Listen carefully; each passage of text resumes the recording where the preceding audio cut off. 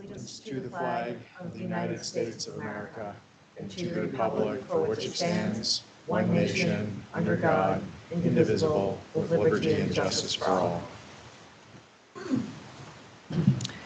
And Missoula County acknowledges that this event takes place in the Aboriginal territories of the Salish and Coast Bay people. We have closed captioning announcement.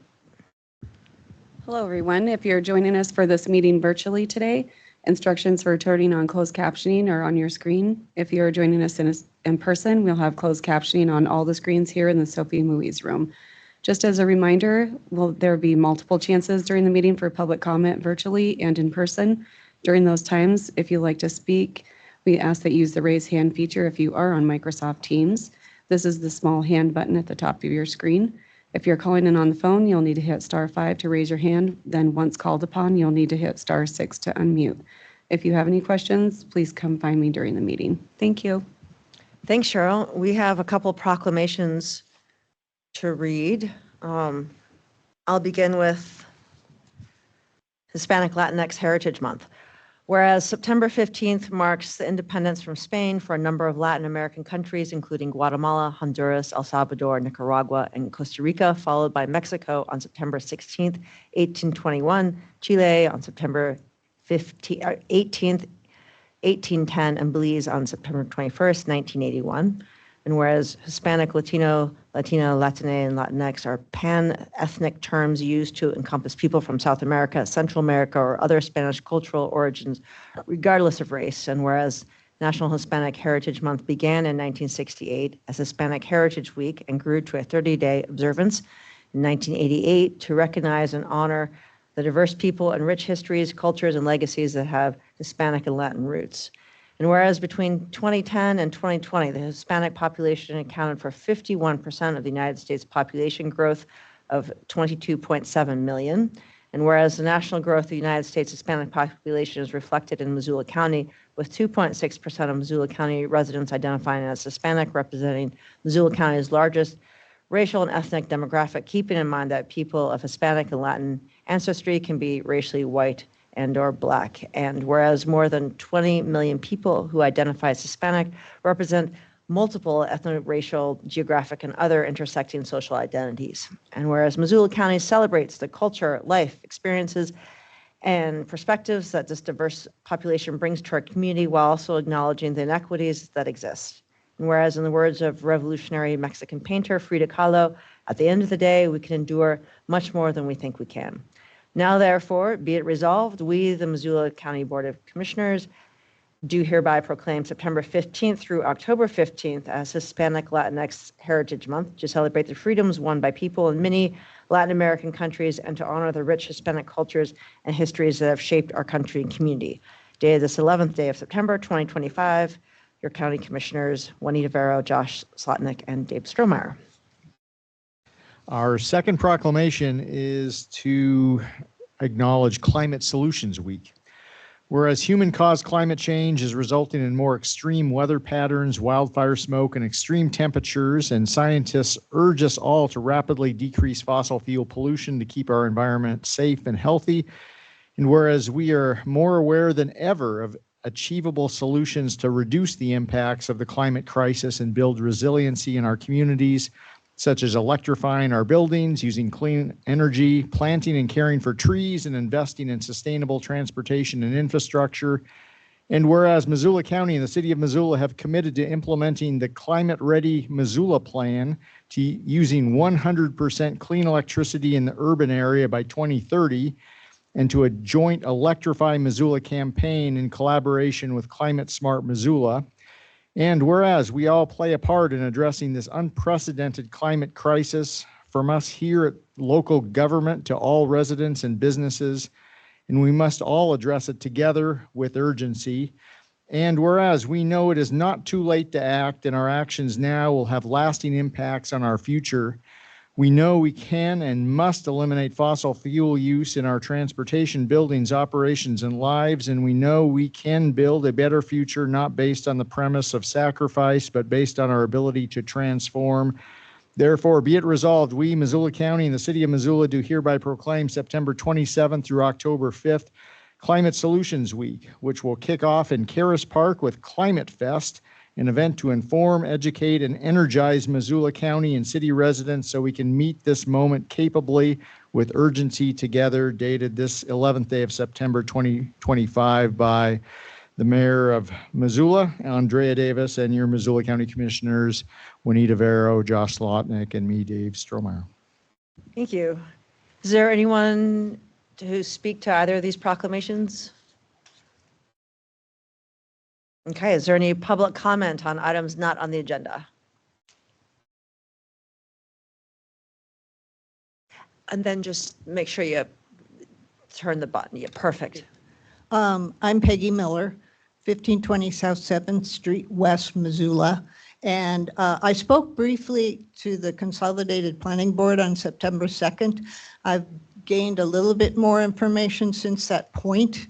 This is regarding, though I support the proclamations you just read, this is regarding the Johnson Street shelter closing.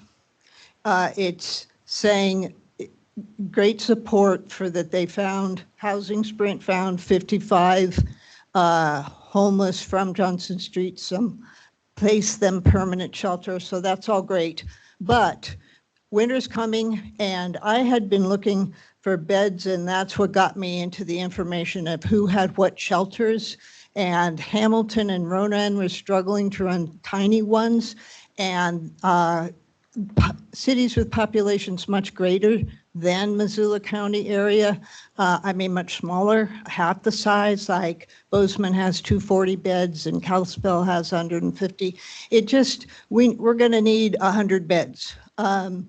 Anyway, and so what I have here, and I'd like to leave these sheets for you because it's summarizing, I went through the delinquent properties that are the forfeit properties over 3 years, many of them not paying, a few of them not paying taxes for many years, and found a few that might be possible as farm shelters. So if Poverello was the umbrella organization and took control of 1 or 2 of these acres and used some of the other forfeit properties, selling them for the costs of getting a farm, an actual farm started, where we could have beds, but also get the people farming as well and getting involved from that standpoint, and they could raise food for both Poverello and the food bank. And I know it's like, oh yeah, right. But this is actually very possible. And so I did look up some properties. One of them, the one on Mullen, has, my question there was, is the drinking and irrigation water acceptable? It's right by Smurfit, but certain reports are showing that the drinking water is usable. So I'd like to leave these, if that's, is that okay to leave these with leave you? them with Cheryl, It Peggy. has the Yeah. properties below, delinquent properties that are maybe possible, plus it summarizes some of the other ideas. And I'll be continuing to work on this, but would obviously appreciate it if you all did as well. Thank you. Thank you, Peggy, and thank you for your emails. Any other public comment? And we do have a bit of an agenda, so I failed to mention if we could try to keep our comments to 2 minutes. Hi, I'm Cindy Johnson, 11884 Chula Vista Lane. And I would like to make sure that we have a proclamation that Constitution Week is September 17th through the 23rd. And I would appreciate it if we would acknowledge that. Thank you, Cindy. Any other public comment that's not on the agenda? Okay.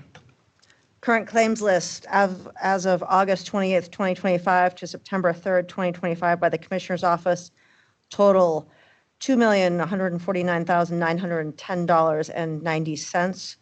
We have 246 hearings, and we'll begin, oh no, are we not doing this one? First one, Sam Scott? Okay. Thank you, Sam, all yours. Thank you. Sam Scott with the Clerk and Recorder. Our office has received a petition to abandon a right-of-way. The right-of-way proposed to be abandoned is a 260 by 30-foot strip along the northern boundary of lots 1 and 2 of Burns Edition. That's in section 30, township 13 north, range 19 west, shown in blue here. The petitioners are the owners of the property highlighted, and then this one as well. Both of them are here today and would appreciate some public comment, I'm sure. The petition was signed by all affected landowners. It's been published. Notice of this hearing has been published 2 times in the Missoulian. All affected landowners have been notified of this hearing today. The fee has been paid. Normally, now is when we would set a date for a road viewing and a second hearing and take public comment on it. Unfortunately, we're going to need to push this hearing out to the next meeting on October 2nd. These properties were inadvertently annexed into the city while since notice of this hearing was set. The city acknowledged that that was done in error, but it has yet to be resolved. And so in consultation with John, until that's resolved, we don't feel that we can take any action on this petition. With that said, again, the petitioners are here today, so I'm sure that we could take public comment on it, but before taking any sort of official action, that would be appreciated. But again, just to set the date for the next hearing of October 2nd, hopefully we can take action at that point once the city has taken corrective action. Thanks, Sam. Yeah. So if it was inadvertently annexed, will it need to be formally de-annexed? It will. That's the question that's been posed to the city attorney, and we're awaiting a response of the method that will be taken. John? I mean, some official action by the city will have to be of record before we can consider this road or have jurisdiction over this road. I don't know if that takes a form of, I just don't know what that takes, but we're waiting. Thank you. Well, are the Dodges or Mace here? Do you have anything to add? Here, come on up. I'm James Dodge, 2105 27th. I am that house. I'm sorry, James. Is that micro? I can't tell. It is. Okay. Maybe just get a little closer to it. All right, James Dodge, 2127th. I am the greenhouse that's highlighted there. And if you'll notice to the north of me, my property boundary is about 18 inches away from my house. That road used to be 60 feet wide, and the county already gave the northern 30 feet to my northern neighbors. So now the road was planned to be 60 feet wide. Now half of that's gone. The city did try to annex us. The annexation failed. And it went through anyway, but that's not for today. They were trying to run a road 10 feet from my property. I've gone looking everywhere, and I've never seen a residence 10 feet away from the street. The current county zoning says I have a 15-foot setback, and that hasn't applied because we're trying to do the whole thing. Yeah, I wasn't planning on arguing anything, just bringing facts. I've been trying to procure that piece for over 2 years now. April 8th, 22 was when I started. I got all the signatures going. We've got all of the signatures needed. The only problem is the city accidentally annexed us. So there's, again, not a whole lot we can do today, but that piece of land I've manicured, I've mowed, I've taken care of. If you do your site survey, you'll see it looks like it's tied to my property. When I bought the piece, I thought it was my property. But as is, I can't make any improvements to my house. I've been waiting 2.5 years to redo my basement because I can't make an egress window because I only have this much room between the end of my house to the end of my property. So I've been tied up and severely inconvenienced by this whole process. And now it's just further tied up and more inconvenience. Yeah, there's not a whole lot to say today. It's kind of pointless, but that's my piece. And I'm trying to build it and make a better house and life for my family, but I can't I've tried and I've done everything right and I've done everything and I've waited and I haven't gone up and raged and rioted. I'm just trying to go through the steps, but at every turn I'm getting resistance and cut off, and the repeat culprit is just the city. They want to take us, and I know that. Kirk and I have worked on making improvements and doing this, that, and the other, but again, nothing has come to fruition. And we've been working on it for over 2 years, so we'll just have to wait another 30 days or so. I'll see you then. Okay, thank you. Kirk?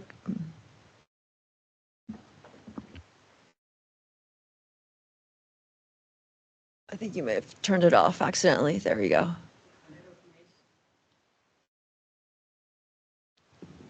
Okay. I'm Kirk Mays, and I'm the developer there for this Burns addition. It's mistake was, you said lots 1 and 2. It's 1 and 10. Okay. We've worked with the city for city sewer, city water, which is nearby, but it's just quite a runaway to develop and build a sewer that's extra deep and a long ways away, extra size for the city's sewer, so they can attach to that, and we will build it to this development. We've went through quite a process. I've had an engineer the entire time, but it came down to the fact that it couldn't meet the conditions of approval to annex. So then it reverted back to county. I got county refund for taxes. I got county design for roads, county designs from the fire marshal for access to a portion of these lots. And it's a surprise that they actually accidentally annexed it. Because they knew we couldn't make the conditions of approval, so it couldn't be annexed as well. I can provide copies of the stuff I've been working on with the county to continue and start this development and get it going. So this is one of the holdups as well for both James and I. So that's just about it right there. Thank you, Kirk. Copies I can give to Sam.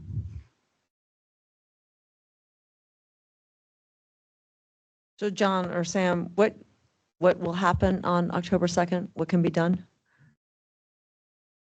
Well, hopefully the city will have de-annexed or taken some official action that clarifies the jurisdiction, and we can open the public hearing on this abandonment petition, set a date for viewing and a date for the second hearing, and proceed. Thank you. Does that answer your question? It does, thanks. Okay. Sorry, is there any other public comment? Okay, to be continued. Hang in there. Resolution to create an RSID on El Toro Lane. Okay, good afternoon, Commissioners. This is John Hart with the County Attorney's Office. I'm going to kick off this action item, and I'm going to read you the title of the proposed resolution because I think it's helpful. It's very wordy, but it's helpful in understanding really what you're being asked to consider today. So this is a resolution relating to Rural Special Improvement District 8499, declaring it to be the intention of the Board of County Commissioners to create the district for the purpose of undertaking certain local improvements and financing the costs thereof and incidental thereto through the issuance of Rural Special Improvement District bonds secured by the county's Rural Special Improvement District Revolving Fund. I'm going to go through several of those things. just to give you more background, the improvements that are being proposed here, let me back up. The neighbors on El Toro Lane in the county, El Toro Lane is a spur off of Highway 93 north of the Y. Several of those neighbors submitted a petition to the county asking the commissioners to consider creating an RSID to pave and otherwise improve El Toro Lane. The more than 50%, perhaps as many as 60% of the neighbors signed that petition.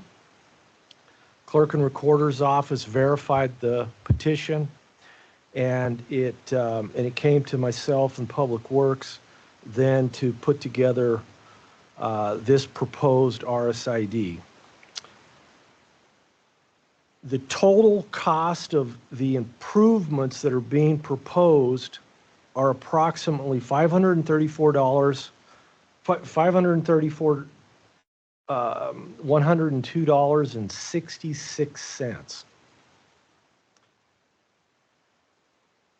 Of that amount, John, that was 500,000, is that? I'm sorry. That would have been a screaming deal for these folks. You Okay. know, I was complaining to people before the meeting how tired I am. Okay. And that's already showing through. Yeah, so correct, $534,102.66. And of that amount, the county is going to procure a bond for $247,650, and that is the amount. That $247,650 is the amount that these neighbors on El Toro Lane will pay back over a span of 20 years with interest and other incidental costs. The screaming deal here, that's just my opinion, is that the county is going to provide in-kind contributions for the remaining $286,452.66. And that will be in the form of labor and equipment, engineering, and other costs that are outlined specifically in the proposed resolution of intent.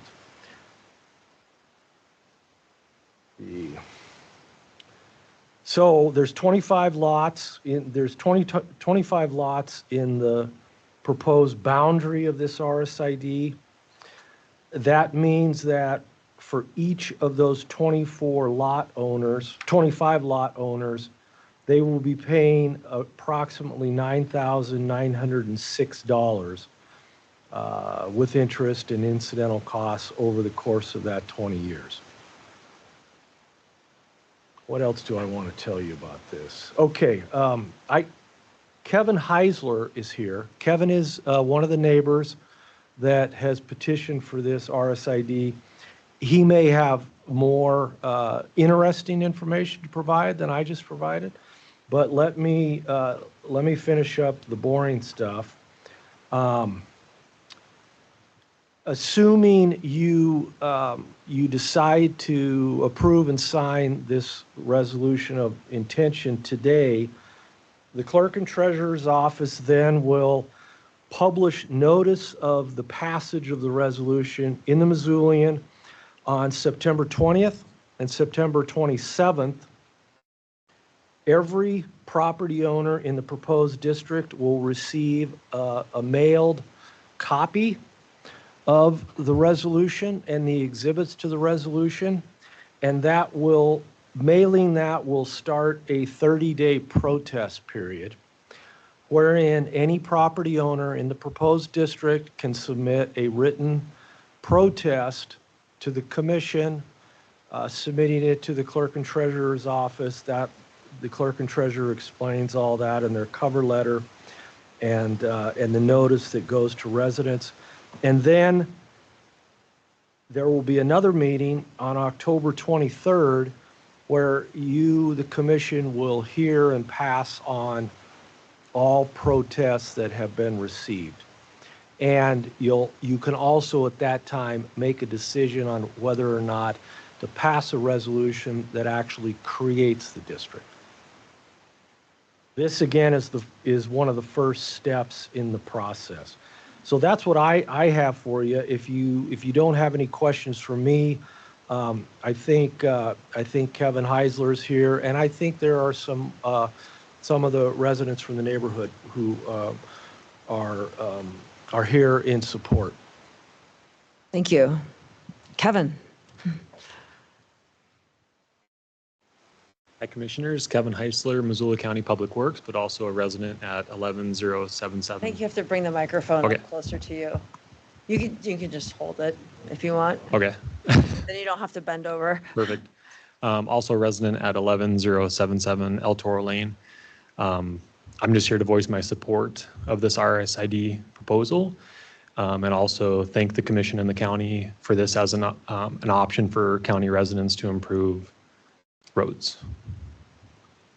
And I can answer any questions if you have any. That wasn't as exciting as John was. Yeah, John did way better. Yeah. Okay. So maybe somebody from Public Works is online who wants to. Oh, I do have sorry. a I do have a question. So paint a picture for us what condition the road is in right now. So the road is a county road that is privately maintained, which also means it's not maintained real well. We have a few residents on the road that do their best to maintain the road, plowing. A few years ago, we had a resident who owned a dirt working company, and he would spread some gravel here and there, but the drainage on the road is very poor. There's really not any culverts. It's about, I think the road is about 0.58 of a mile long. It's not up to county specs right now, so that's something that would have to be addressed prior to paving.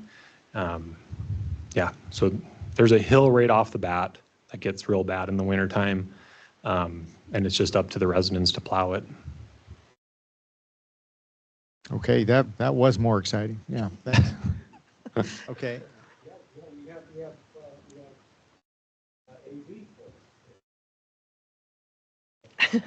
So one other question, and I don't know if this is for you, Kevin, or John. So John, you mentioned a figure 247,000 some change, yet the fiscal impact on the RCA here says $286,000.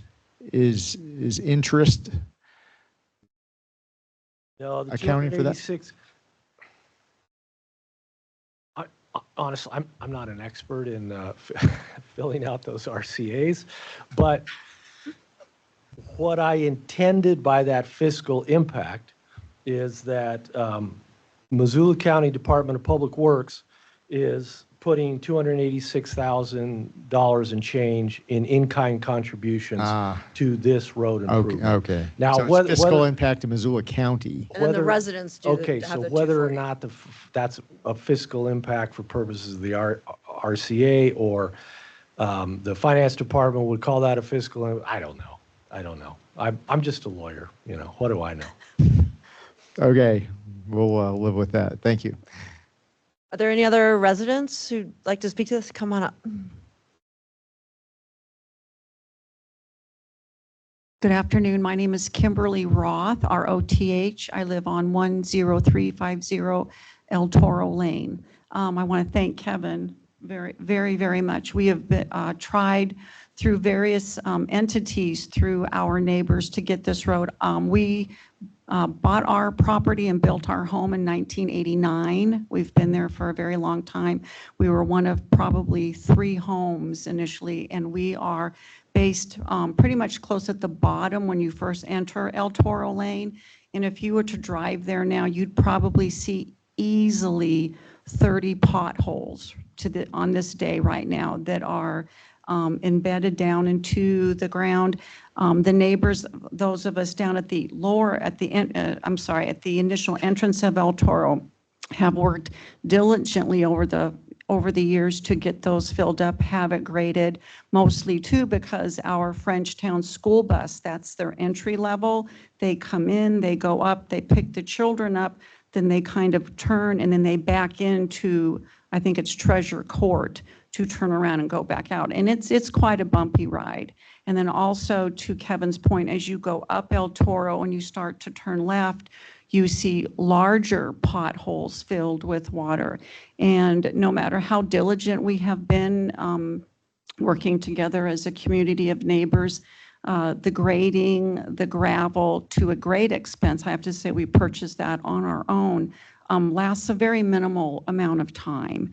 And it makes it more difficult also as the neighbors on top of El Toro come down. I've had my mailbox knocked over easily 20 times because of the way the water does not flow off the end. I mean, seriously, 20 times. So it's, I greatly appreciate if you would consider this. I think with Kevin's hard work and a lot of the neighbors that he's received over the amount of percentages needed to go forward, he was very clear on the various taxing options that we had. And we were very open to anyone, any program that all of that the other homeowners felt was, appropriate. And so I really appreciate your time and consideration. And again, thank you, Kevin, very much. Thanks, Kimberly. Yeah. Now might be, I see that Eric Dixon is online. Eric, of course, is a county engineer.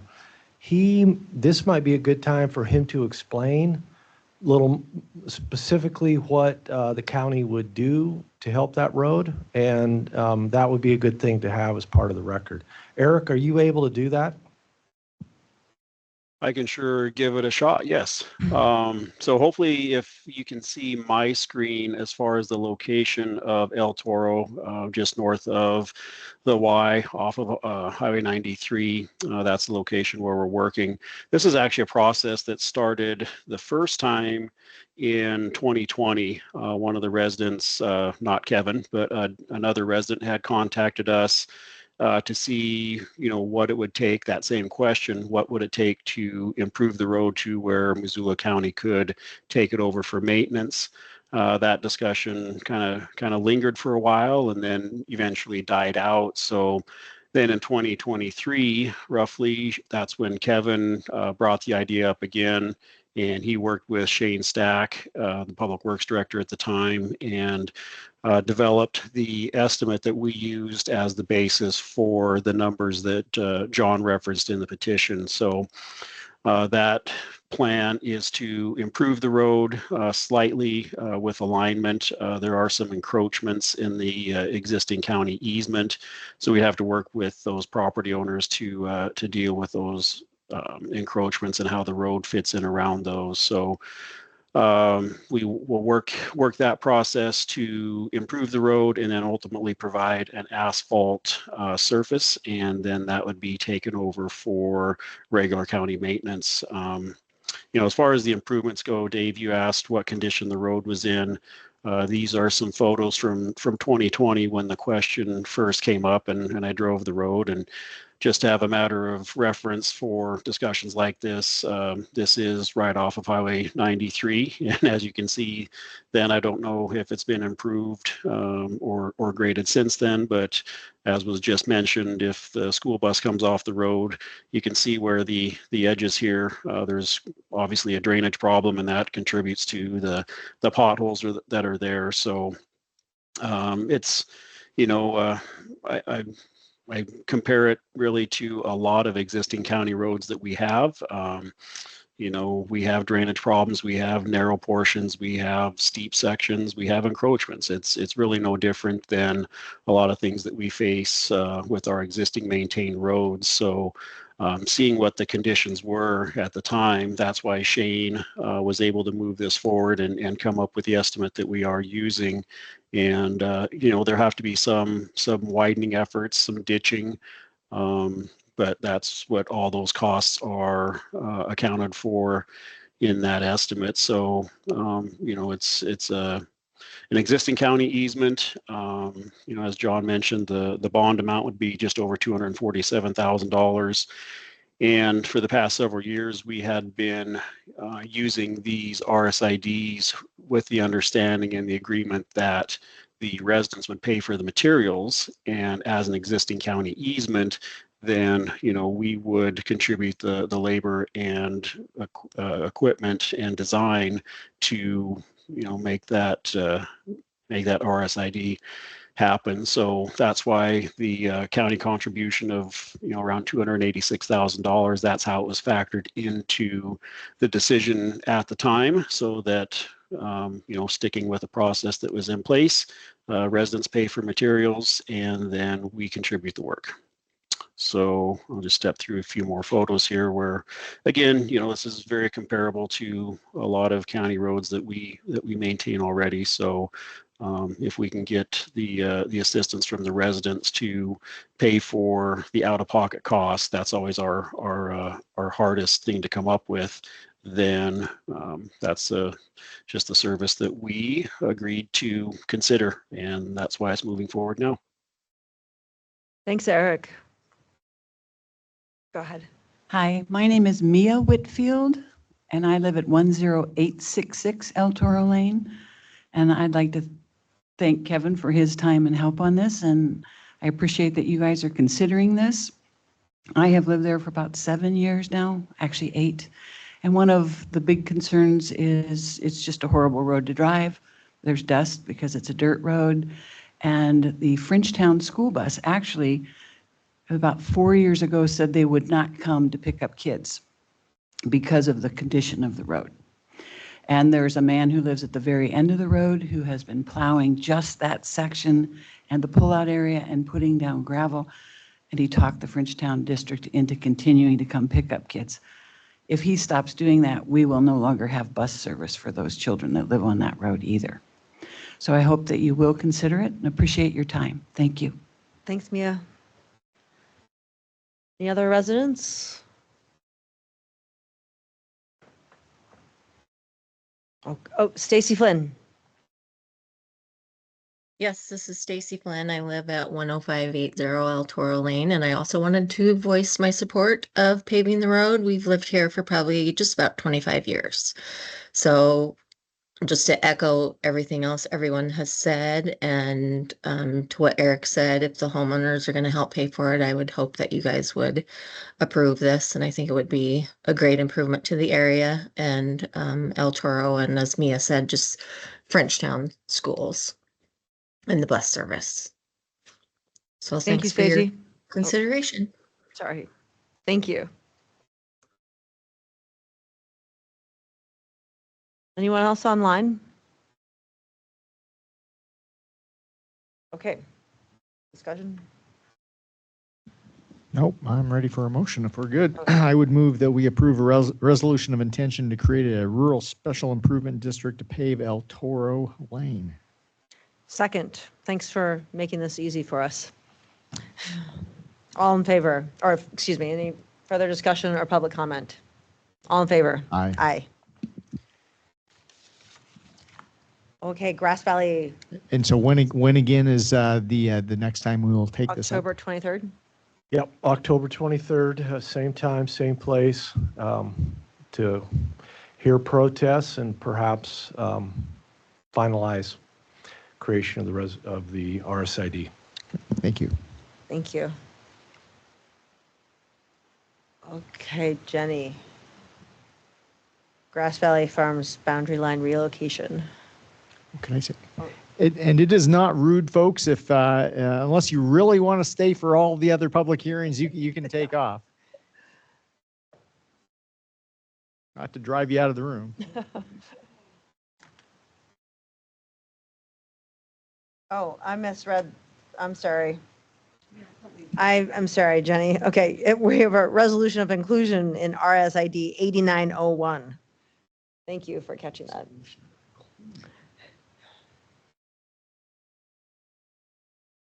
That's right, commissioners, you get to hear from me again. A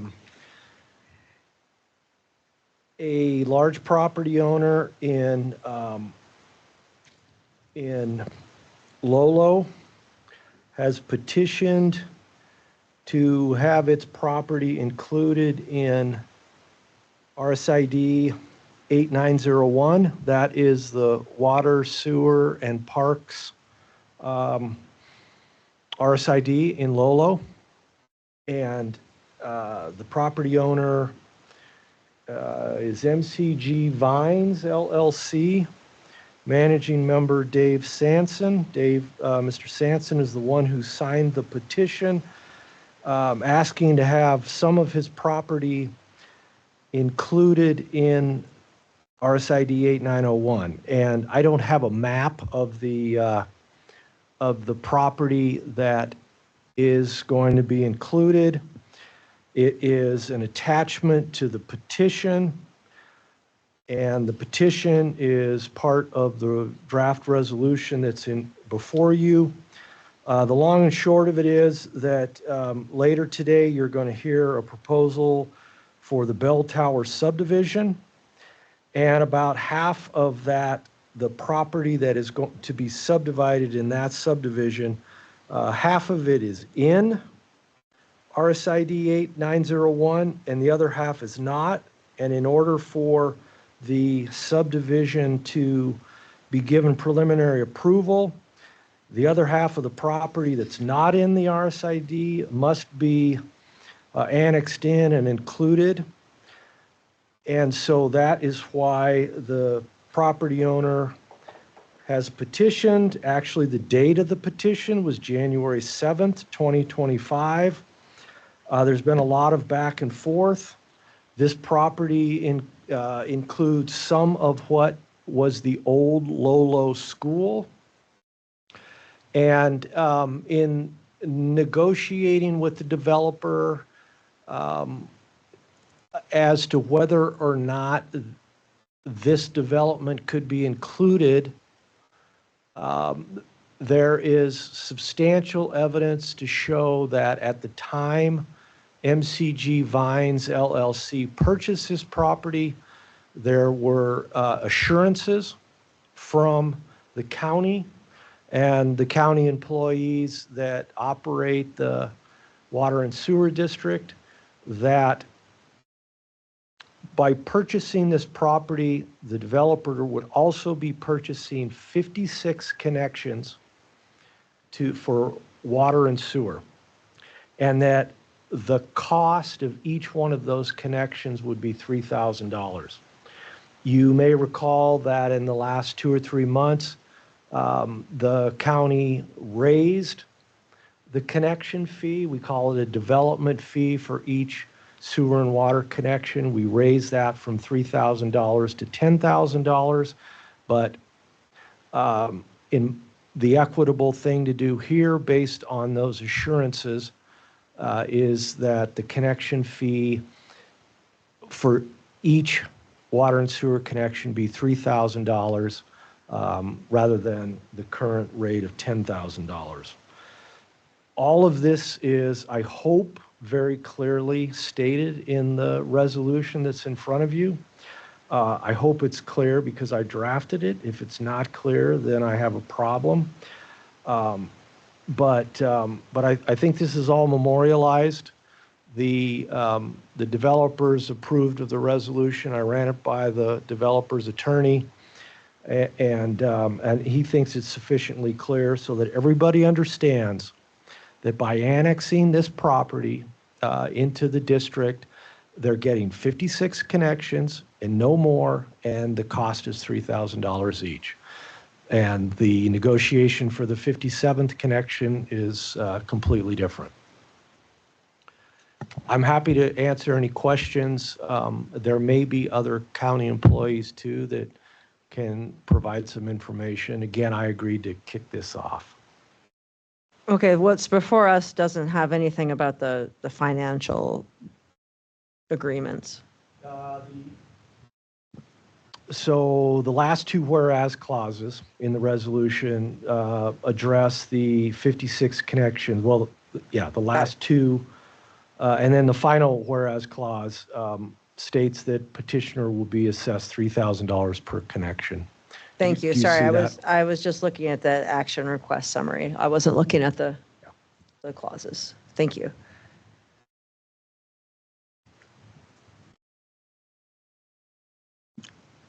And just to confirm, there is capacity within the system to handle these additional connections.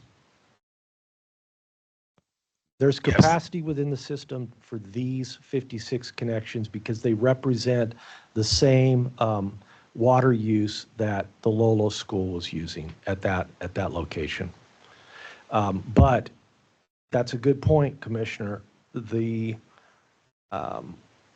capacity in Lolo for additional water and sewer users is, for all intents and purposes, maxed. Thank you. Is there anyone from staff who has anything to add? Okay. This is Jason Mitchell, Chief Public Works Officer. Just know that I've reviewed this thoroughly with John Hart and Brent O'Connor, who manages the RSID 8901, and just give it my approval. Thanks, Jason. Any public comment in the room or online? Okay. Okay, seeing no public comment, I'd move that we approve the resolution of inclusion in RSID 8901 for the property in question. Second, any further discussion or public comment? Okay, all in favor? Aye. Thank you. Thanks, John. Thank you.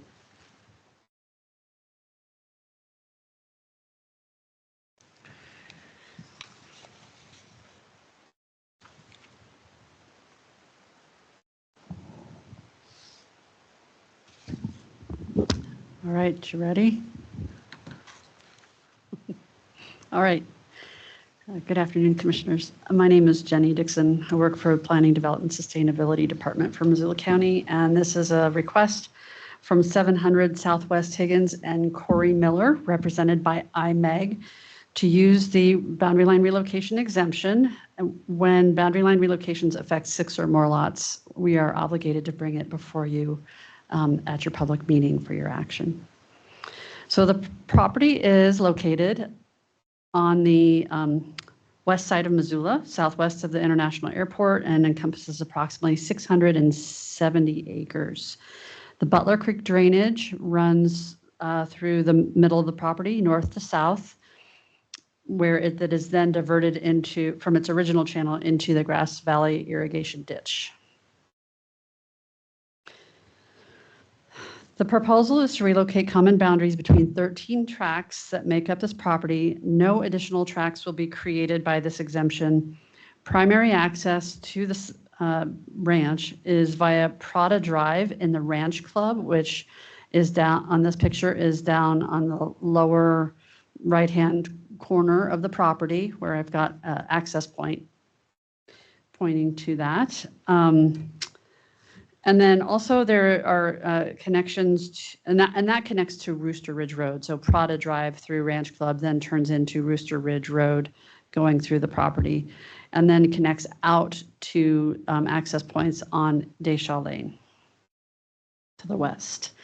The area shown in the orange circle is the area of development of this site, including the 1920 residence and farming structures, storage, and a farm store, a small farm store stand. You can see on the right in this image the home of at 4055 Rooster Ridge Road. It is the only home on the property, and actually that circle is pretty much the only substantial structural development. The property is currently being farmed. Let's see. All tracts are zoned and reflect the land use designations shown here in the land use element. The applicant has stated that the intent of this boundary line relocation is to create distinct parcels to better align with the existing zoning district boundaries and these growth policy land use designations, which coincide, the growth policy and the zoning. No rezoning of the property is recommended or requested. All tracts fall within the boundaries of the growth policy and land use element, and the western portion of the property is recommended for open and resource land use, transitioning to residential with residential, with increasing residential density on the east side of the property. And it increases from that RRS1, which is 1 dwelling unit per acre, to anywhere from 6 to 11 dwelling units per acre in that darker yellow. And that, of course, is contingent upon connection to public sewer and water, which the site is not currently. The tracks are zoned, as I said, to match the growth policy. So we're hoping that this boundary line relocation will better align the tracks with those zoning district boundaries. This boundary line relocation creates 10 tracks in the rolling hills on the east side of the site, each approximately 20 acres. The larger tracks, ranging from 122 to 207 acres, comprise the western half of the site, where Corey plans to continue his farming operation as a regenerative farmer and agricultural related businesses. The boundary line relocation separates areas of active farm and ranch use from the areas which you can see here in the foreground, and then from the residential area intended and recommended for the area shown in the more rolling hills, closer to the Missoula Valley. Flood hazards from Butler Creek and the Grass Valley French Ditch do exist on the current and proposed tract configurations. The proposed boundary line relocation does not violate any floodplain regulations, but there are safety concerns and floodplain regulations that must be addressed prior to development through floodplain permitting. This is a shot of the Grass Valley French Ditch working through there. The original ownership consists of 13 tracts. None of them exceed 320 acres. Therefore, none of the existing tracts can be further divided without review, as using the definition of subdivision, which is a lot less than 160 acres. The proposed tracts vary in size from the about 20 and a half acres to 207 acres. All proposed tracts are less than 320 acres. Therefore, it is not possible to divide them without further review. And that's one of the things we look for in boundary line relocations. You can see the larger tracts, 3 of them, 11, 12, and 13, are pretty much make up the western half of this, and then the other 10 make up the eastern half in the yellow and the orange.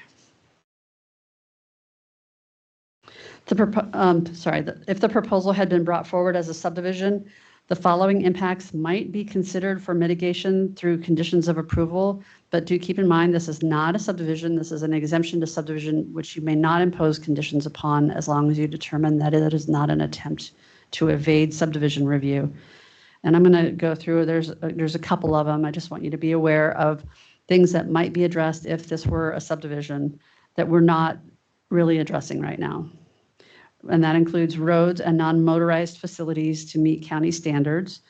Traffic impacts to off-site roads would require mitigation depending on the level of development proposed. And we did get a comment from MDT stating that residents in this area perceive that the increased traffic has made driving on Mullen Road riskier. Should a large development on this property in the future occur, a well-thought-out traffic study should be conducted. Also, subdivisions are required to develop a plan for fire suppression, addressing water supply for fire protection and adequate physical access to accommodate emergency service vehicles. And finally, well, no, there's a few more. Major subdivision requires 11% park or common area dedication or cash in lieu. The mitigating impacts on agricultural soils could play a role on the west side of the property where the NRCS maps identify prime farmland soils if irrigated.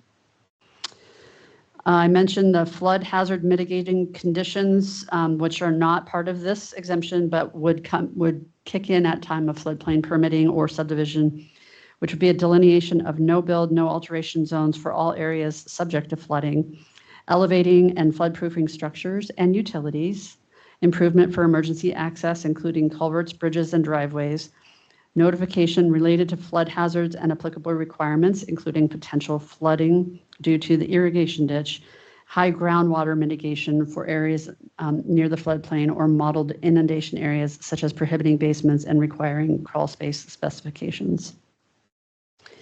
There may also be conditions regarding areas of riparian resource, which would need to be identified and protected through a protection plan. And finally, areas of slope over 25%, which really includes just the slopes of the rolling hills on the east side. The west side is flat as a pancake.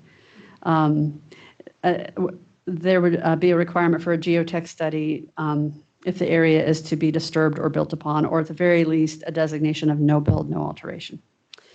So that is the extent of my staff report. I know Joe Dennert from IMEG is on, and Cheryl, I don't know if you saw my message, but he was hoping, and I'm not sure if it's automatic, but he's hoping that when he speaks, we'll be able to see him. And I don't know if we have control over that or, okay. He was just messaging me asking that. But I will just let you know, staff is recommending approval and we have a motion here. All of the photos, by the way, shown on the slideshow were from the site. It's very beautiful and Corey has done an amazing job out there. Thanks, Jenny. Joe. Hey, can you all hear me? Yep. Okay. Yeah, it's helpful to have a camera on sometimes, so I'm not thought of as fully an interloper here, but hopefully you recognize the voice. This is Joe Dennert. I do work in the Missoula office there. IMEG's Missoula office, and I'm actually joined by the landowner today, Corey Miller. He's there in the crowd. And, you know, Jenny's staff report was straightforward and to the point. Thank you, Jenny, for kind of laying the groundwork. I'll keep my remarks here pretty brief, because I want to leave room open for questions, because you know you can cover a lot with a boundary line exemption like this. When we first really were having this conversation with Corey, the rearranged tracks looked a little bit different than they do with what's before you today. Fortunately, the county, including Matt Heimel, was willing to meet with us a number of times to really spell out what we were going to have to address in terms of the exemption affidavit requirements for the proposed relocation.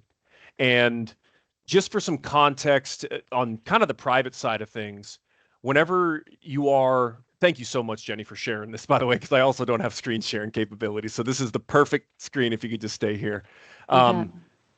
You know, whenever you go in for a proposed boundary line relocation, especially if there's any sort of zone A, especially that's a particular you know, floodplain designation, approximate without elevations. Whenever you have that on your property, you have a few different options on what you're required to do and what the landowner or the applicant is required to do. And more often than not, when we're proposing these relocations, you can basically put a waiver.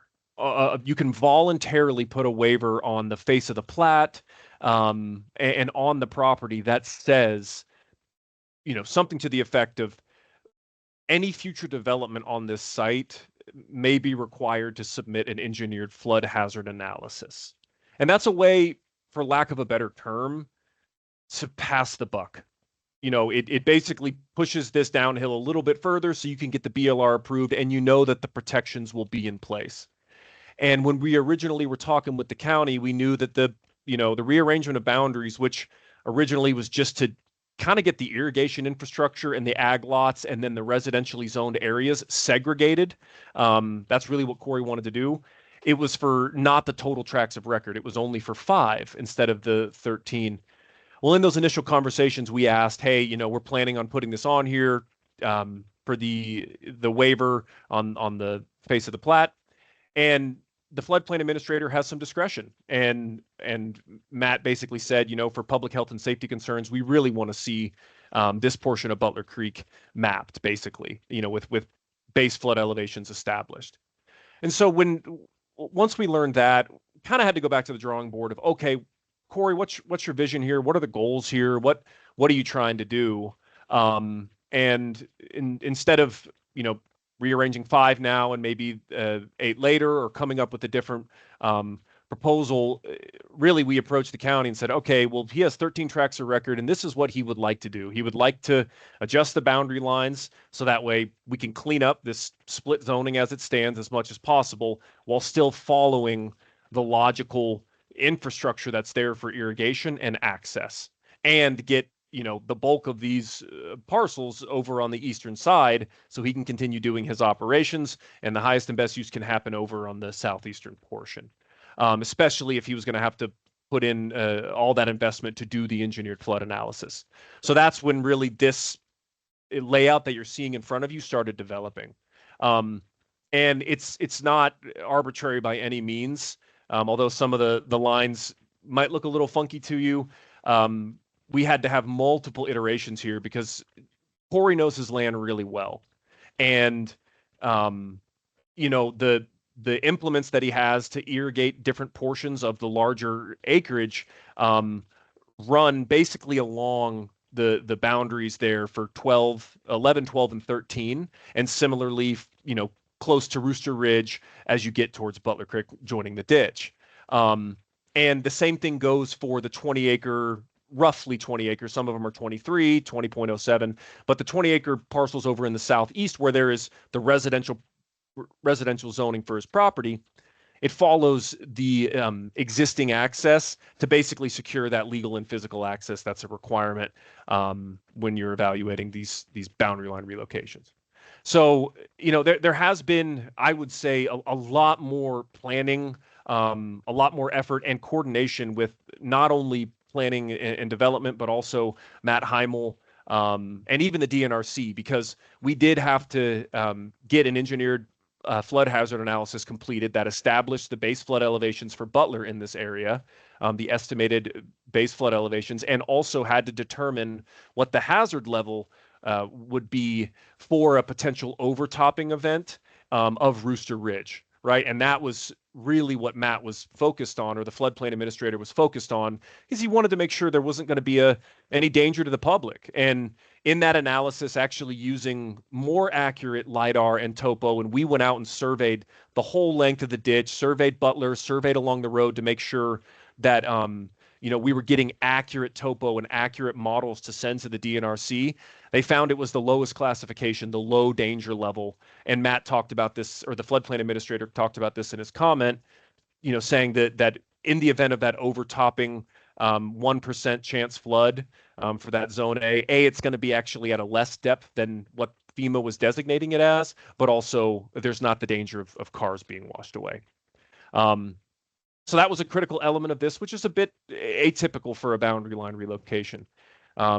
Outside of that, as Jenny alluded to in her presentation, and also she mentioned in her staff report, all the current stuff that the landowner has going out there is fully permitted. And really, this is just, in his mind, to clean it up, get it to align with zoning, rearrange his existing tracts of record. So that way, tracks 11, 12, and 13 follow those irrigation implements, the infrastructure that's in place, and then the rest of the tracks on the southeastern side can, realize their highest and best use by someone else. Corey has no interest in developing this or developing any of those tracks. So I hope that's helpful. I am available for questions, and like I said, Corey is as well, but I really appreciate your time and attention, and apologize for not being able to at least put a face to this voice today, but thank you very much for your time. Thanks, Joe, and thanks for the history. Corey, is there anything you'd like to add? Okay. Jenny, do you have anything? Oh, John? Okay. She was pointing at you. Okay, any further comments in the room or online? Questions? What a motion, Jenny.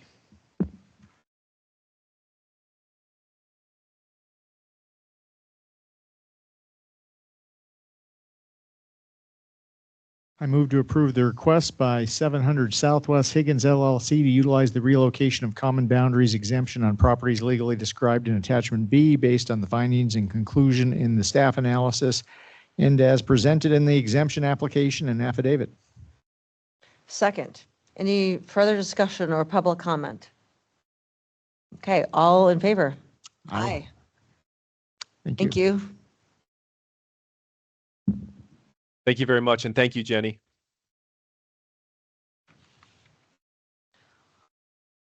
Okay, bell tower. So the Bell Tower PUD subdivision, we're going to have the applicant's representative present first. And I don't know if Brian is in the room or online. Oh, There's there a you are. large pillar in the middle of the room. that- Yes, it's real. Now, can I share my screen? So you need to be in the Teams meeting for the commissioners. So I am. Okay, and then in Teams, there's a button to share. Yeah, it's not allowing me, so it's not allowing, Oh, is that what the problem? I don't, Joe might be gone already, but I don't know why Joe didn't share. Can't give permission.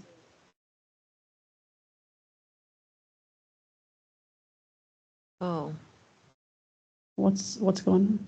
oh, yeah, it should be Brian Throckmorton. oh, Or do you have a thumb drive that, That's, yeah, I don't have, So it'd send it to you, and then what would you do? Would he show it from your computer? Oh, okay. let me see, the only problem is it's Big, probably. pretty big, yeah. that's okay. I'm going to take this opportunity for a Break. bio break. Yeah. Oh, So there you go, now I can share it. So somehow it popped up, No. so we're good. I'm still going to go. Yeah, no, you're good, you're good. No, that sounds good.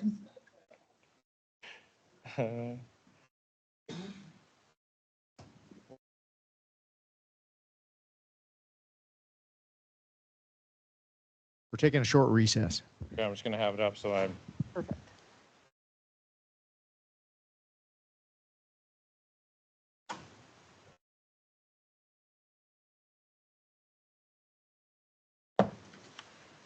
There we go.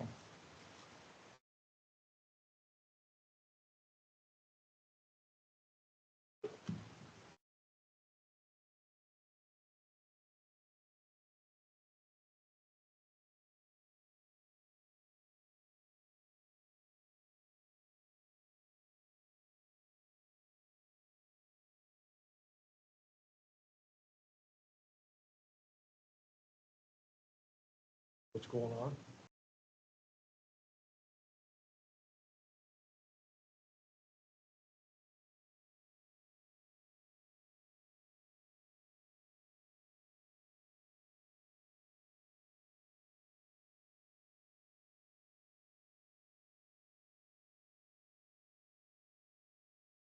India hiking through the Himalayan mountains for 3 weeks, so I'll have to refer to notes a little more than usual, but we'll give it a go.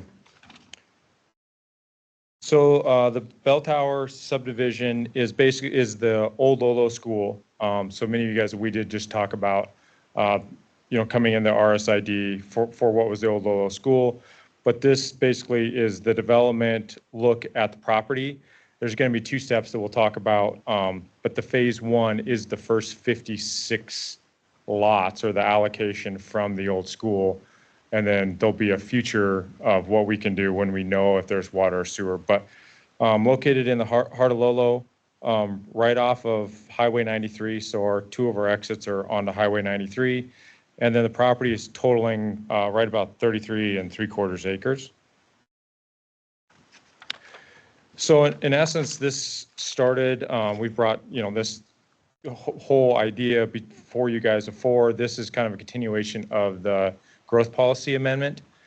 So when when MCG Vines originally purchased this property, it was actually quasi-public for the school.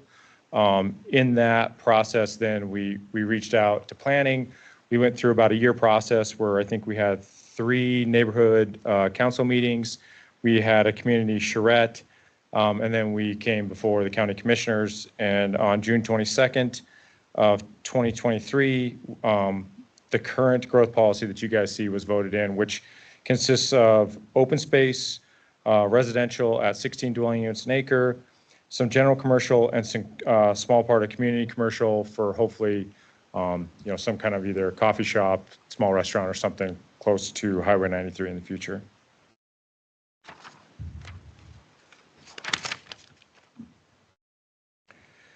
So the site itself has a lot of limitations. One, the old Lolo School is there, so there's a lot of existing buildings. But as you guys can see from this map, basically, this whole entire area is pretty steep, and it's been a big open hillside, which has actually been nice, I think, for most Lolo residents to have an open hillside. Everything in red is over 25%, so that in essence would be a difficult place to build a house. I know, there's a few exceptions, and even Regulation 1 allows you to put septic systems on a 35% slope, but in essence, 25% is kind of a cutoff of anywhere you'd want to build. So, understanding what that limitations were, when we went and talked with Jenny at the county, she suggested a PUD subdivision. At first, I kind of pushed back, so I was like, no, PUD thinking zoning, but the PUD subdivision process has actually been fantastic.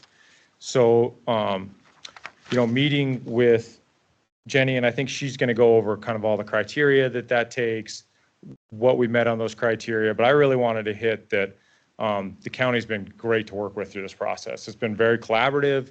It's allowed us to, work with staff from extra parkland, trails that are desired, to public parking, working with Public Works on what it looks like, and then Jenny as well. So it's been a process that I haven't ever used, and I would definitely use it again because it's helped us with the waivers that we've needed from subdivision, but at the same time, allowed us to collaborate with the county so they got some extra out of it that benefits them.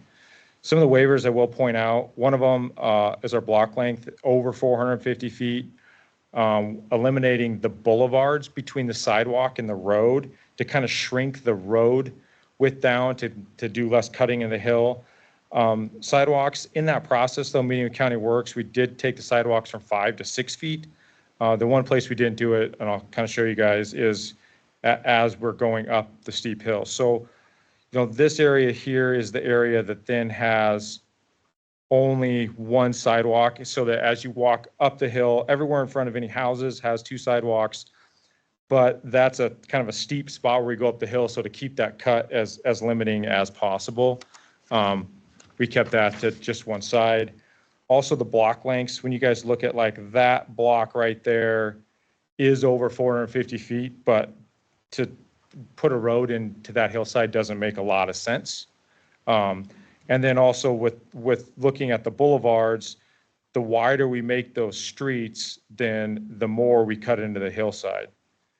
Here's kind of another same look with the existing school kind of overlaid with the existing topo and satellite imagery behind it. Few things that extra though for I know County Parks. So even when we did the growth policy, we had 13.42 acres of open space. This development, so what we're proposing here is 16.71. So we added, another 3 acres outside of what was in the growth policy. Talking with Nick, the desire to have trail connections to multiple points in other subdivisions. So, we've had the ability then to go in and these trails aren't exact where they're going to be. Obviously, we're going to have to do a little bit more engineering, but this is in general keeping the trails at a 5% slope so that somebody could walk down a 5-foot wide trail from the neighborhoods to the west and then work their way down through the school and actually get all the way to 93 and go back and forth.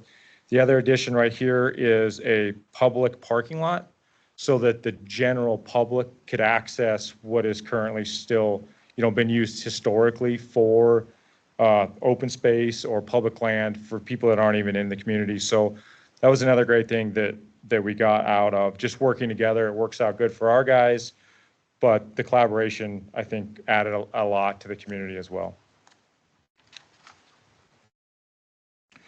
So the limitations part, so here's one of the major things that we gained. You guys can see this is a little bit hard to see, but it kind of shows all the places that we're cutting, filling. The grids are the fill and the slashes are kind of the cut areas. But what it really boils down to is when you look at this map, is everything that's dark red is additional cut over that 25%. So I kind of showed what was existing 25%. So the dark red is everything getting pushed back for the new. But what that did allow is us to get those units on there with a lot less disturbance to the actual hillside than if we would have added, another 7-foot boulevard on each side, so 14 feet. So every foot, I think Carl had calculated that we widen that street, we basically have to go 2 or 3 more feet up the hill. So it really took a ton of disturbance away from that hillside, which I think just provides a better product all around.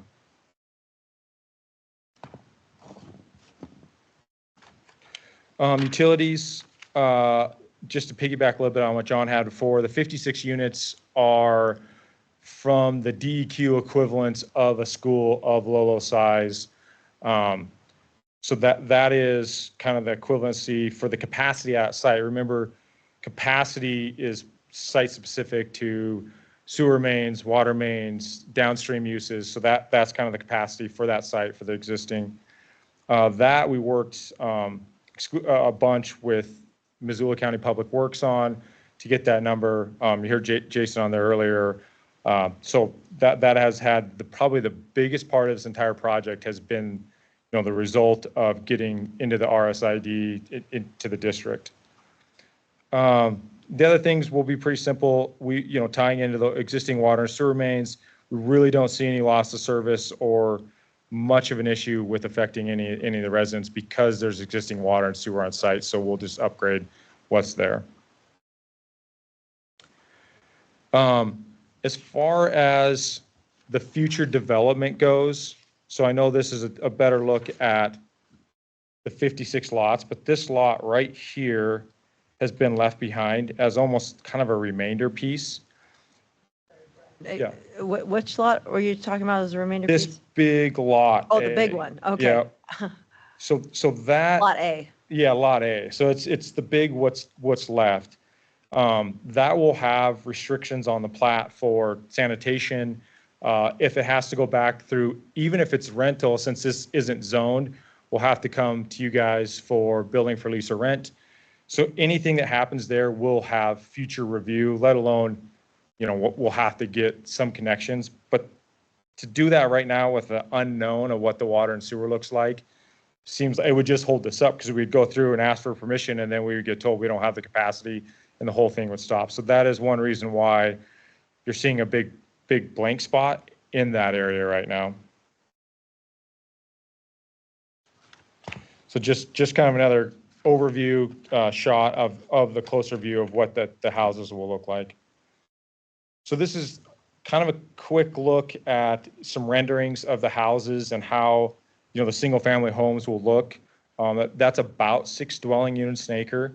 Now, that's a lot less than the current growth policy at 16. I think what you'll find is hopefully depending on water, sewer, and capacity, that the lower area will have more of like some row houses or some more housing variety into it that have some more shared walls than just single family. But if not, if the capacity is not there, then maybe it's just single family. So we'll cross that bridge when we get there. A look at keeping the right-of-way width, but again, getting rid of the boulevards and then adding, these sidewalks. They say 6.5 because you have 6 inches for curb. But this also, behind the sidewalk, we can put dry utilities. Also, each of the houses will be at least 18 feet back. So when you look at these plans, 18 feet is the closest that they are to the sidewalk. So, most houses will then have trees and full, landscaping in the front yard. So even though the boulevard's not there, the idea then would still to have decently sized trees that are on and close to the sidewalk. And then I will say that this cross section, I bet we met with Public Works 3 times, maybe more than that, on a back and forth of, what would they like to see. I know Carl also went to the neighborhood council for just this, asking, what residents would rather see. Parking, we originally went in saying, well, what if we just did a sidewalk on one side? It was requested to definitely have sidewalks on both sides. So we kept sidewalks on both sides. And the boulevard was the thing that everybody said, hey, let's just move that to the outside. So this right away, and then, the variance through the PUD, that has really allowed us to then have all these discussions of what works best for everybody, what Public Works is comfortable with on getting their plows through. So it's been a great process. Traffic impacts. So, looking at the connection points are already there. So currently, what we'll consider the main entrance is where the stoplight currently is to enter into the school.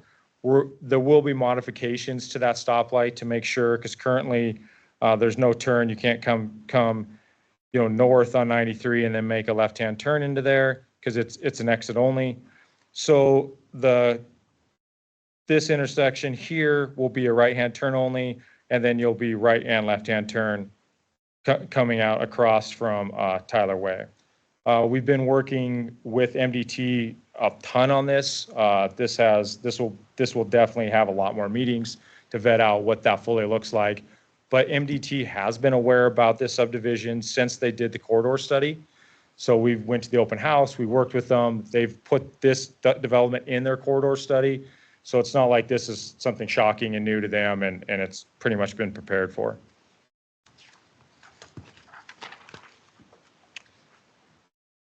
So one of the things that came out of planning board was kind of a question about parking on the street.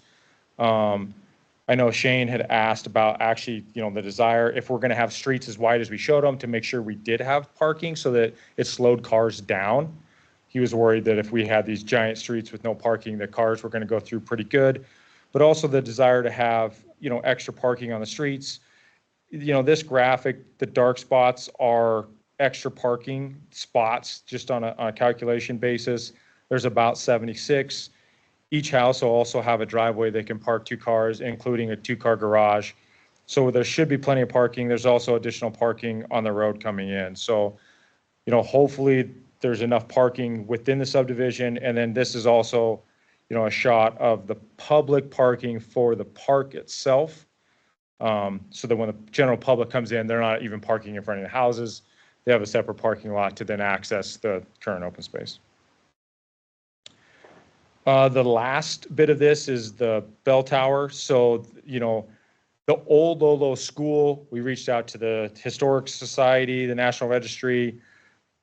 They came and looked at it. We've had multiple architects go through. The problem is the school is so old and falling down that in essence, if you were going to reuse it, you'd basically have to rebuild it with modern materials to look older. So they didn't. They said that it has no historical integrity, so it can't be on the list.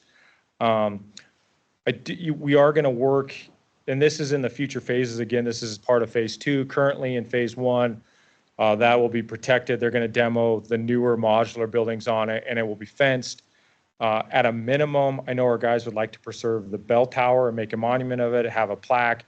We've also been talking to a few local people about either relocating the school and making it some kind of museum, but to reuse it just is kind of out of the question because of the current materials that are in it. I will say this is, we really have no comments on the conditions of approval, which is pretty rare, to be honest. And that is because the initial part of this, we worked together so well through parks, public works, planning.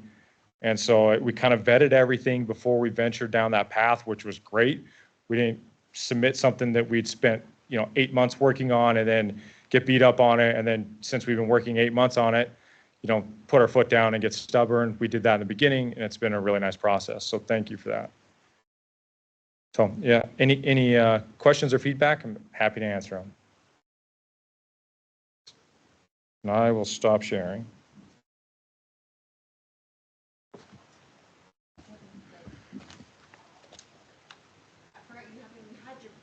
I know. Well, I guess I have a question for you. Do you guys have a time limit for the meeting today that you have to be? I mean, I don't have a lot, and in fact, no, I don't have a lot, but you want to try to be done by 4, so you still have another hearing. Yes. Okay.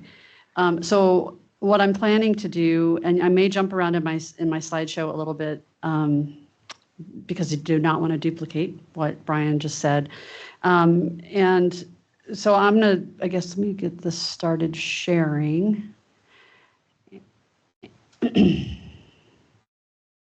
make this go away?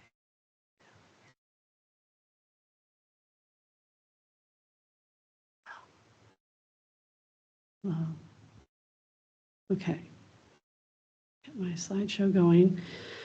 So I'm going to hit on, there might be some repetition, but I may have some slides that I just fly through because it is total repetition and I don't want to do that. But I do want to start with, this has been, I want to echo, this has been a fun project to work on. The 406 and the applicant have been great to work with. We started our initial meeting with the subdivider on the subdivision. Of course, a couple years ago, there was the growth policy amendment. So this has been in their court much longer, but I view this project for me as starting in June of 2024. And what I like to do, what we like to do in the planning office is ask subdividers to put their 150% effort in at the front. So as what Brian described, they don't get 8 months down the road and find that there are issues. So they were very accommodating to do that upfront work so that by the time we got to pre-app and scoping and element and sufficiency, there were certainly hiccups, but we had about 5 or 6 scoping meetings during that time, the one required pre-app, and then in February of this year, the neighborhood meeting.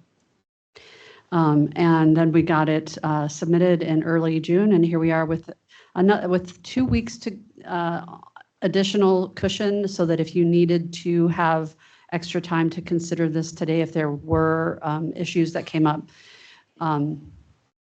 we are meeting the 80-day working deadline for them, more than meeting that. So I guess I also want to thank the subdivider for working with us.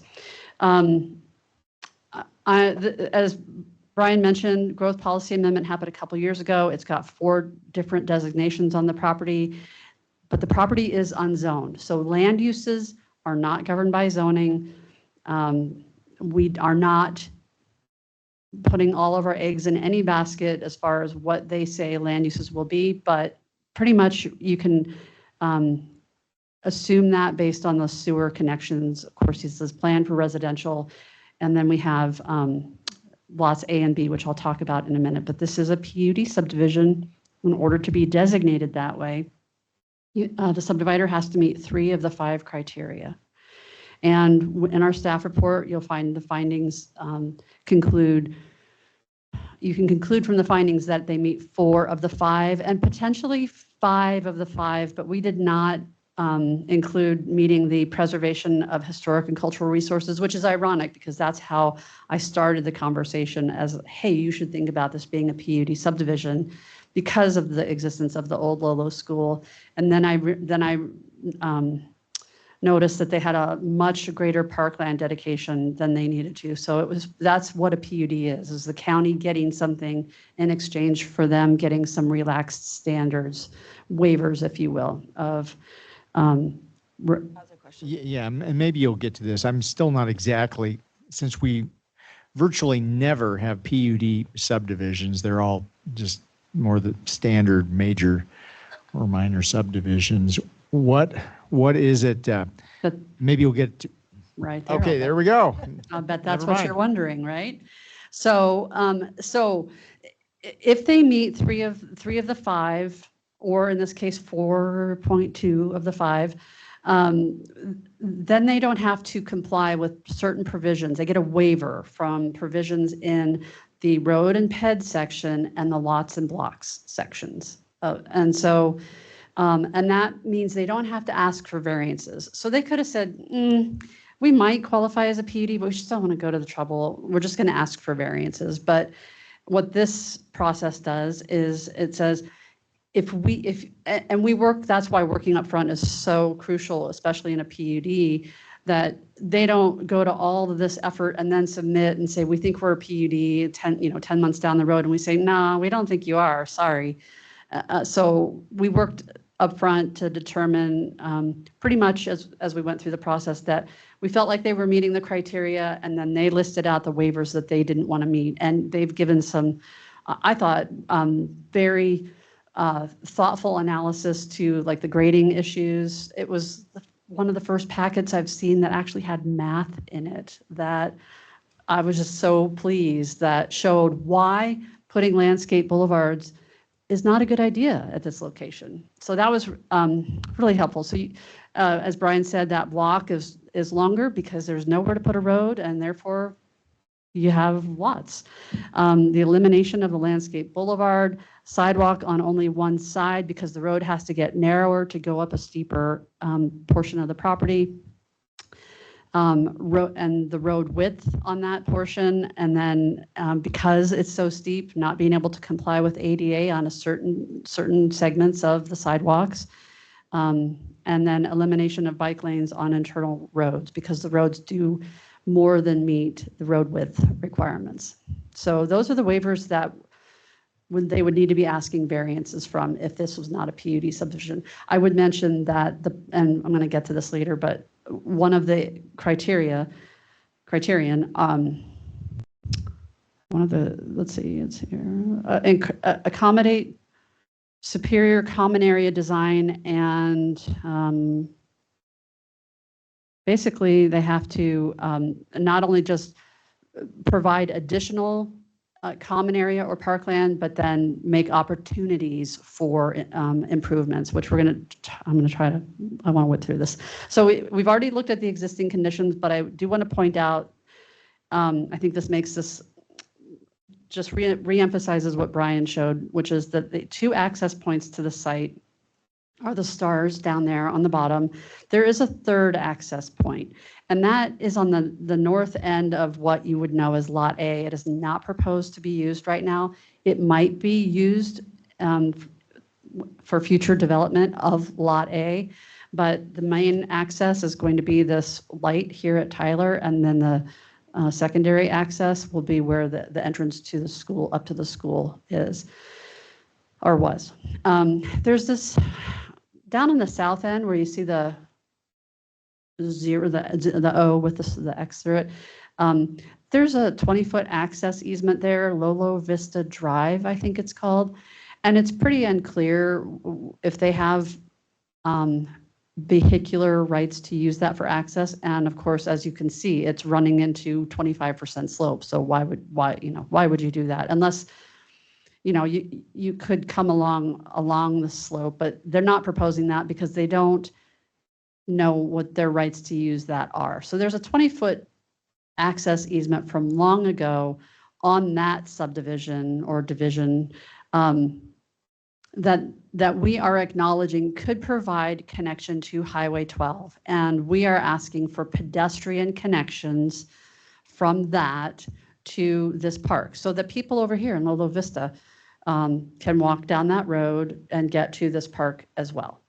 Okay, and it's going to require crossing, let's see if I have a good, so here's that point again, and this is the line for proposed Lot B, which is the commercial lot. So what we've said is we want to see an extension of that Lolo Vista Drive access easement, if you will, to then cross there or somewhere, preferably actually following the topo lines to get people to this trail that the subdivider has proposed within the 17 acre parkland, which is county owned, county maintained parkland. They are going to construct a 5-foot wide natural surface trail subject to review and approval by our Parks Department with the trailhead coming off of the cul-de-sac down here on Tertiary Lane.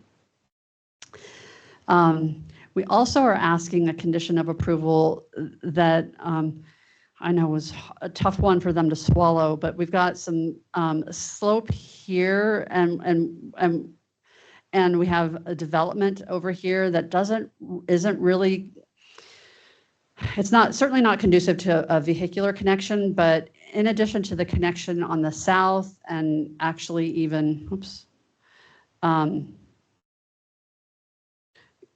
heading over to the west, potential to connection there, and here at Captivia, I took too much French, Captivilla, we are looking at pedestrian connection easement with no construction required, just providing the easement connection so that should development on the north want to access through these public roads to this public parking area, public area access trailhead to the public park, making that opportunity available. And that's one of the conditions of approval. One thing I do want to make clear that this is not a phased development. Brian referred to them in phases, and I think that's a logical language to use, but in subdivision that means something, and this is not phased. It is all going to be filed in one phase. But what he's trying to convey to you is that the 56 lots will be developed first.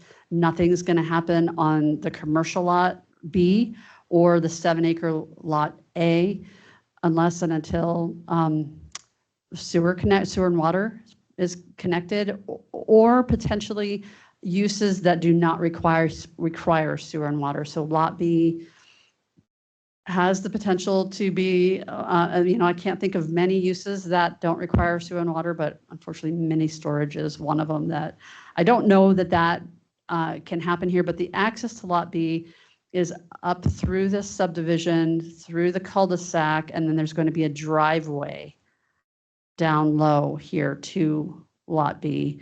The growth policy designation for lot B is commercial. If it were zoned, would not allow mini storage at that location because that's only allowed in industrial areas. But because this is unzoned, that is a possibility. So something to just keep in mind. We've recommended, so you can see here the two obvious connection points to Highway 93. There has been a traffic study, and we've recommended a condition of approval that, and this is important because MDT has, as Brian indicated, has had a lot of concern about making sure that there are safe connection points to Highway 93. So we recommended a condition that traffic mitigations attributable to the subdivision be implemented prior to final plat approval, subject to approval by Public Works, Missoula County Public Works, and MDT. So based on the traffic study, if impacts were identified and mitigations can alleviate those impacts, then MDT and County Public Works has the ability to impose those, including signalization, lane configurations, whatever they may need to make this a safe access point. These roads here actually divide Lot A. I'm going to just zoom in a little. So this is the property boundary actually for Lot A, and it extends, I don't know if you can see my little hand cursor down here along the east side of those homes. Then it's divided by secondary road, and then it has this area here that has the old school and some other school buildings. These are proposed to probably stay with future development, but again, that's well into the future. And then it's divided by a road again, and you have this area over here. One of the conditions of approval, because of our regulations, which state that roads may not divide a lot, we recommended that this be divided into 3 lots. Rather than have them redesign the roads, which probably isn't even possible anyway, that condition will just say there are 3 lots there. That doesn't really change the development capacity or ability for those areas, but it will result in additional lots. Let's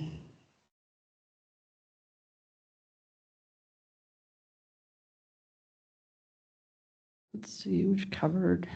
So the parkland, we've talked about the slopes and. Can we zoom? Okay, you got it. Yeah. The slopes and the areas with the trail, but I want to call your attention to this little, what they're calling the pocket park. And this was enabled by being a PUD subdivision to have less grading due to fewer areas like the landscape boulevard. They're able to provide a 1-acre, relatively flat pocket park that is accessible from the trail between these lots here, also off the end of Tertiary cul-de-sac, and getting up here, and then ultimately getting up to Captive Villa. Another, and I'm almost done. Another thing you should be aware of is that the subdivider, this is something relatively new that has come out of discussions with Public Works, that not only are we asking for waivers of rights to protest RSID for public roads, which these are, the subdivider will be required and has agreed to initiate a petition to create an RSID. Since we are taking them on as public roads, we're asking them to create the RSID for that maintenance, and that is in a condition of approval. I'm going to just jump ahead now, actually, to probably the end. And these are highlights of recommended conditions of the 30, which we've basically talked about: implementing the traffic study, making separate lots where the road divides lots A, petitioning to create an RSID for road improvements, as well as a no parking, the no access strips along Highway 93, the access easement to the north, a sidewalk at the end of the tertiary lane cul-de-sac connecting to the trailhead, 20-foot separation between the lots to get up to that little pocket park, non-motorized easement from Lolo Vista Drive, we've talked about, the natural surface trail that the developer is going to install, parking area at the end of the cul-de-sac, compliance with the recommendations from the geotech study, making all utility easements 20 feet wide as required by subdivision regulations, and finally, last but not least, the historic preservation opportunities that the developer is pursuing, and we are asking them to, in good faith effort, to do that. Planning Board had a public hearing on this project August 20th, recommended 8-0 in favor of this proposal with the 30 conditions as recommended by staff. Thanks, Jenny. Yeah. Do we want to talk? Okay, sorry. Is there any public comment on this? Come on up. Hello, can everyone hear me okay? Yep. All right, pleasure. Hi, my name's Tyler, Lolo resident. I wanted to just bring up a discussion about the proposed parkland in this space. I've been advocating to get a disc golf course restored. I know there was mention of it used to be open space, but that's not necessarily it hasn't always been like that. In 2018, the Lolo School had installed a disc golf course that had been used by designed for kids, their families, and just kind of affordable outdoor recreation in general. I have gone, sorry, let me just pull up a note here. So this, like the disc golf course had existed. There's an existing social trail system up there. I've just been advocating at the Lewis and Clark Community Council meetings. I think I've been emailing a lot of our community staff trying to get this resource restored. I don't know the last time you checked the public comment section on the proposal, but I think 27 out of 29 comments are just asking to get disc golf back in the space. This is something that we had and we lost, and Lolo has pretty limited like outdoor active recreation options. Commissioner Strohmeyer, you asked earlier about like how to paint a picture for something. Lolo has about 4,500 people, and when not including the school, because when school's in session, we have a basketball court and a swing set to share between our entire community and our immediate area. So this was another activity that we had and we lost, and really just trying to bring that back. This is something that there's a community of folks that want this and can help. We have a couple disc golf communities between Missoula and Hamilton that are willing to help make this happen. But this is something that's been lost, and we're really just trying to get something back. That way we can. And Tyler, I'm sorry, help on this map. Can you show us where the old course was? So the easiest way to, so the trailhead, the circle section, I think that's where the parking lot is. And Nick, please correct me if I'm wrong. But the circle. I'm going to take you to this existing conditions map. Okay. Okay. So there's the existing school. Sure. So it didn't go, it ran a little up the hill, kind of where the less steep slope is, that yellow section. Yeah. So it ran kind of out to the hillside, went up a little, came back down, and then wrapped back towards like where there's a shop space at the school. So it was 9 holes. It was very much designed for like community access. And we're just really trying to get that back. Thank you. Thank you for that. I would just add that, and certainly Nick or anyone from our Parks Department can elaborate, but this is being proposed as public parkland. This is not the decision point for what the use of that parkland is, and we really have appreciated Tyler getting in touch with us and all of the folks that have commented on Missoula County Voice advocating for the use of this. That will be decided at a later time with, I'm sure, your ultimate decision or feedback when that time comes. But since you're in the room, Nick, do you want to come up and do you have anything to say about the parkland? Yeah, so yeah, it's not every day, that we are accepting parkland. So this is a unique opportunity.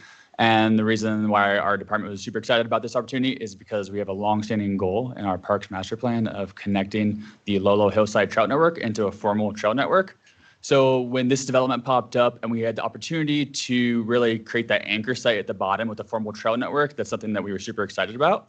And we're definitely leaving open the possibility for Frisbee golf in some form or other. But we just can't commit to that time and to know exactly what that looks like. We want to wait and see what sort of use the trail system is getting, what sort of parking accommodations need to be made, what the increased usage that we anticipate coming on site.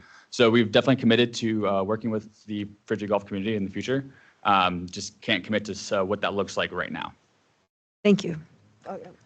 Yeah, while you're standing there, Nick. Yeah. So just, we talked about this briefly this morning, but maybe just hit on again Missoula County's capacity for maintenance because we're kind of at a juncture where this could have been proposed as common area versus parkland dedication that would go to the county. And we, as we all know, we struggle countywide to make sure that we have the resources to maintain what we have, let alone taking on additional property. So if you could speak to that. Yeah, totally. And that was definitely a major consideration in this, in working with Brian and the development group. And that was one of the keys to that is making sure that the trail was actually constructed as part of the subdivision, because that would be the largest capital improvement that would be needed to really get the park going from out of the gate. And in terms of long-term maintenance, since this is not a irrigated turf or have any capital improvement projects such as playgrounds or swing sets or anything like that, really maintenance will be noxious weed management on the hillside, and then maintaining a trash service and pet waste stations at probably the main trailhead and maybe a few access points. So it being essentially just an open space with the natural surface trail connections, it's going to be fairly low maintenance. And we've talked with the Lolo Sewer and Water staff who helps us maintain the RSID parks down there. And combined with their capacity and our capacity on our maintenance front, we feel confident that we'll be able to maintain. Can you speak a little bit more about the connection to the neighborhood uphill? Totally, and this is the part we get super excited about. So we're gonna have multiple connections throughout, but the key connection is that point up to the northern part on Captiville. So the county has a series of parkland that is scattered all throughout the Lolo Hillside development, and right now there's informal social trails that kind of weave throughout all that parkland. Where that top trail pops out on Captiville is actually right across from one of our county park sites. So that's going to allow us the opportunity to construct an actual trail system through that park and other parks throughout the Lolo Hillside that will eventually take you to the top of the hill. So it will create a network of trails, both through county parkland and then some wayfinding on county right-of-way. But essentially will allow you to go for a hike, run, bike, or even just commute down to school or down to Lolo, just the valley, all staying within a public access easement or on the public right-of-way. Thank you. Yep. Nope, no more. Is there any other public comment in the room or online? Could we bring up the motion? The only thing I would add, and thanks, Brian, for your presentation also, I would really, really, really like to never see mini storages on the commercial lot there. So anything that can be done to add commercial amenities that will really enhance the sense of community would be, I would love that. Come on up. This will be important for folks to hear. Yes, people love to talk about mini storage. So. Yeah, these guys are not commercial storage guys. I mean, the other thing is, if it ever is, it still has to come back in front of you guys for building for lease or rent because it's not zoned. So, we say commercial lot, but in essence, that's just a lot in the growth policy commercial area. So anything commercial, renting, even a restaurant, like we got to come back here because there's no zoning. So that is one thing to remember. We keep saying commercial lot, but it's just a lot in the growth policy area that is designated commercial. So got it. Feel free to convey the desire for limited possibility of mini storage. Yeah. So thank you. Thank you. Okay, I would move that. I would move that we approve the Bell Tower PUD subdivision based on the findings of fact and conclusions of law in the staff report and subject to the recommended conditions of approval as amended. Second, any further discussion or public comment? All in favor? Aye. Thank you. Thank you. Thank you, Jenny. Okay. Katie, are you texting Chris? I will text.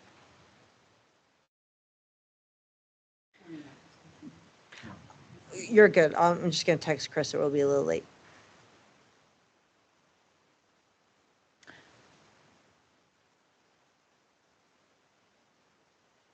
Thank you.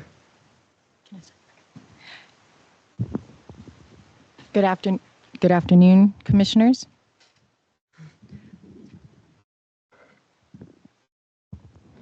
Good afternoon, commissioners. My name is Katie Reeder, planner with Planning, Development, and Sustainability. This afternoon, we will be discussing the Dairy Subdivision Preliminary Plat Adjustments, Condition Amendment, and Preliminary Plat Extension Request. This subdivision is located at 4005 North Avenue West in Missoula, east of the Trough Restaurant and Dale's Dairy. And we have the technical representative for the project, Ron Ewert from PCI, available with us today for technical questions. The Dairy is a major subdivision approved for 14 lots under the 2017 Missoula County zoning regulations. This subdivision was approved in July of 2022. Please note the new zoning regulations were adopted and placed in effect July 1st of 2022. That's why this was reviewed under the old regs. This subdivision was reviewed and approved under the previous zoning district CRR2, which permitted 2 dwelling units per acre. The dairy will have 1.41 dwelling units per acre. The developer is now asking for 3 small changes. Nothing major is changing on the ground. This is mainly paperwork and timing changes. The first request is a couple of plat adjustments. The developer is updating the irrigation line easements to match what DEQ required. They need to remove these 2 common areas because the health department counts these areas as lots. If they kept them as is, they'd have more than 14 lots, which is not what they were approved for. So instead, those strips of land will be designated as 25-foot irrigation ditch, as the 25 irrigation ditch easement. They will just not be called common areas. People will still be able to walk along it as a path. However, horses will not be allowed on the path to keep it safe for pedestrians and pets. Here's a graphic showing the original plan for the irrigation easements in yellow. And here is an after graphic showing the updated irrigation easements in pink. The second change is a condition amendment. The road Betty Jo Lane will need to cross the irrigation ditch. Originally, the condition of approval called for a box culvert under the new road. After talking with Public Works and the Irrigation District, it was agreed on a new plan of a 36-inch squash corrugated metal pipe, CMP culvert. Both Public Works and the Irrigation District agree this change is fine. Functionally, it works the same. And I have some visual aids. So the original is the box, and then the new plan is the 36-inch CMP. Lastly, the developer is requesting more time because the DEQ approvals took a little longer than expected. They are asking to extend the final plat deadline out 3 years to July 7th, 2028. This will keep the project alive without starting all over. Again, these changes are minor adjustments. Nothing changes on the ground. The ditch, the paths, the water systems, they stay the same. The subdivision still meets the regulations and conditions of approval. These changes are mostly documentation updates, so the project lines up with the Health Department and DEQ's requirements and approvals. We did receive some public comments from neighboring community members focused on water availability, agriculture impacts, and neighborhood compatibility. Commenters also noted the need for stronger covenant language to address trespass, livestock disturbance, traffic conflicts, and lot sizes.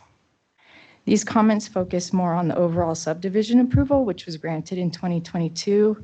The current request is limited to technical adjustments, clarifying the easements, and updating infrastructure details. It does not change the original subdivision approval. And with that, staff recommends approval. Commissioners, here's your language. Thank you. Is there anyone from Ron? Good afternoon, everyone. Ron Ewart with PCI. So I know you have to leave at 4, but I have a really long PowerPoint presentation. I'm just kidding. So I want to say 3 things. First of all, I'm amazed at the quality of the staff report and the thoroughness of it. And secondly, we agree with it at all. And thirdly, all of these changes, or none of the changes really affect what you see on the ground. Everything is the same in practice. The only thing that might be different is the type of culvert.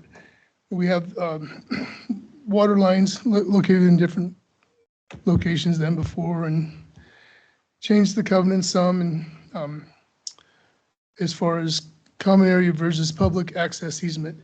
So people will be able to walk along there, and then hopefully one day on to the dairy and the trough.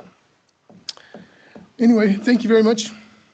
Thanks, Ron. Is there anyone from TITAM who'd like to speak to this? Okay. Any further public comment, discussion?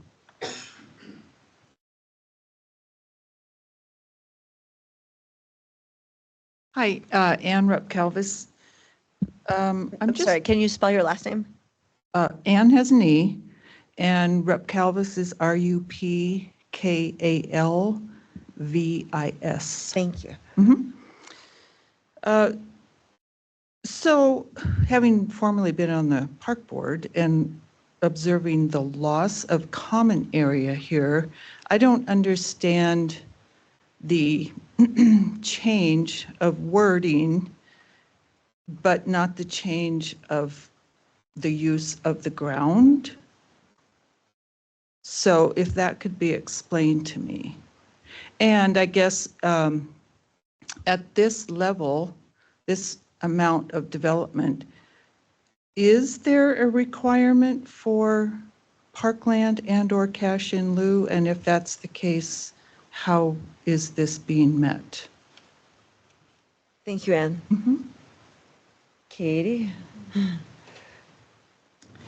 So the parkland dedication, all that was dealt with in 2022. The only thing. Can we go back to a visual? If that.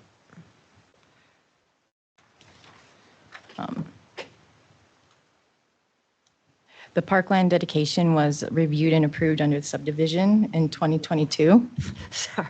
The only thing that we're looking at today is these technical changes and the document updates. Right. I think the question is a little I mean, and maybe Ron has some insight. Could you recap again why the elimination of the lot? Oh, sure. Do you want to? So those two common area pieces, before they were public pedestrian access easements, all the way up to North Avenue. Can you show us where those were? Sure. Yeah, basically along the ditch. The green there area? There was this open ditch, and basically the only improvement so far on the ground has been they've concrete lined the ditch, which is more like a concrete fortification.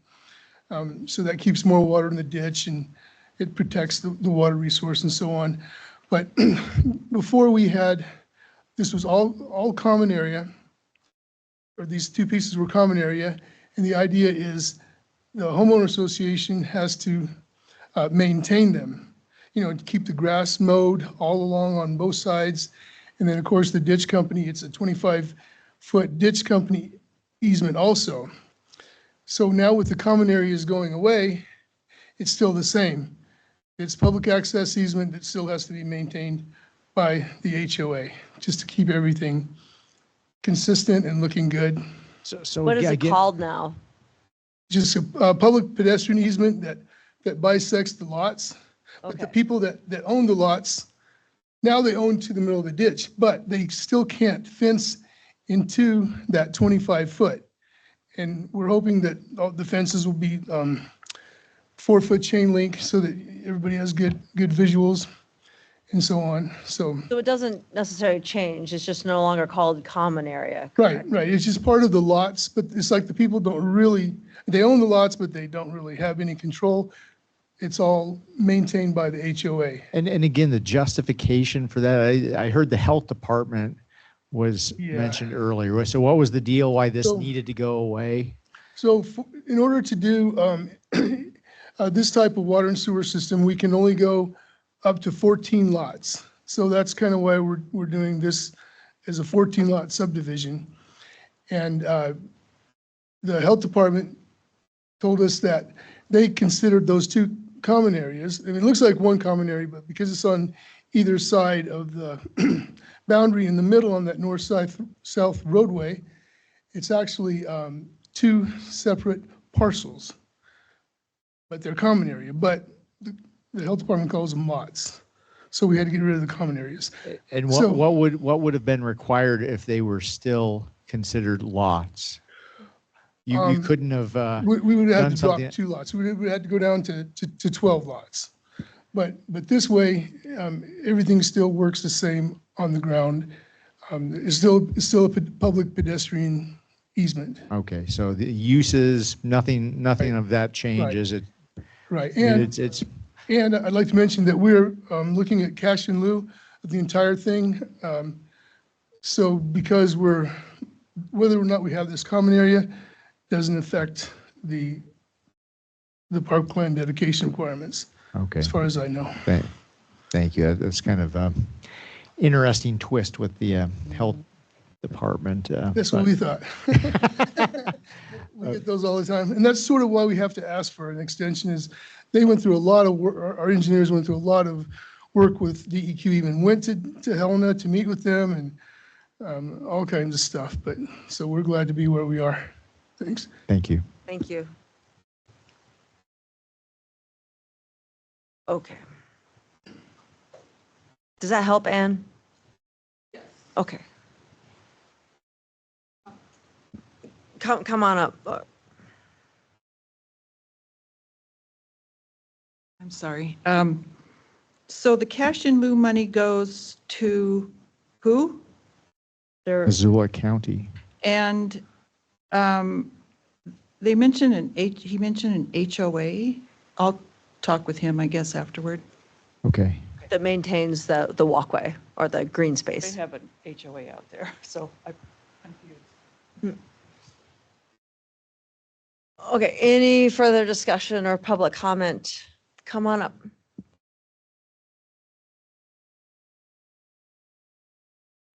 Scott David, and we have the property at 3870 North Avenue, so upstream from where this development is going in.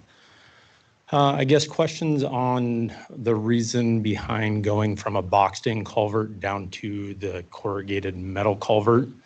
I guess one concern that I have with that is at our property, it was required that it was a concreted boxed in for impact, constant traffic over.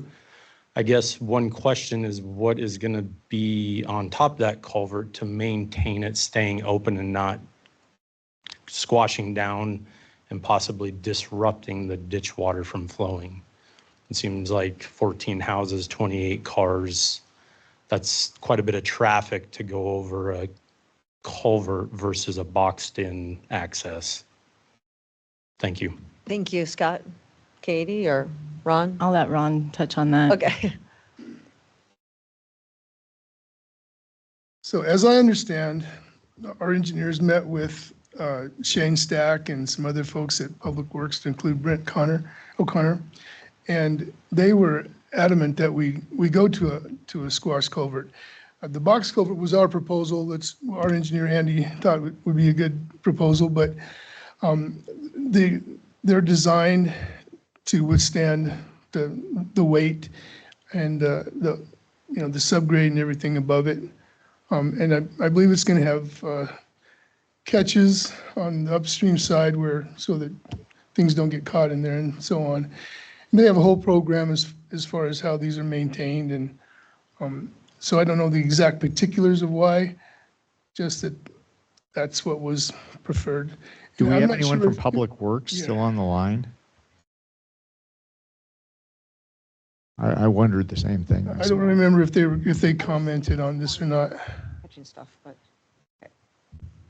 I'm sorry, Okay. Scott, you're north of this property. And how old is your box culvert?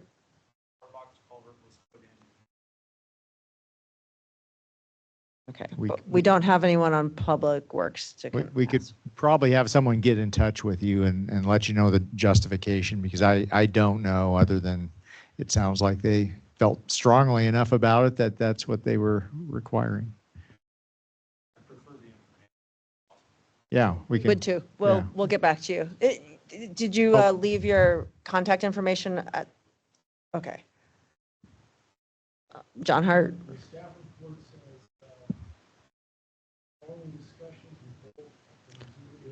Can you get a little closer to the mic? Sorry.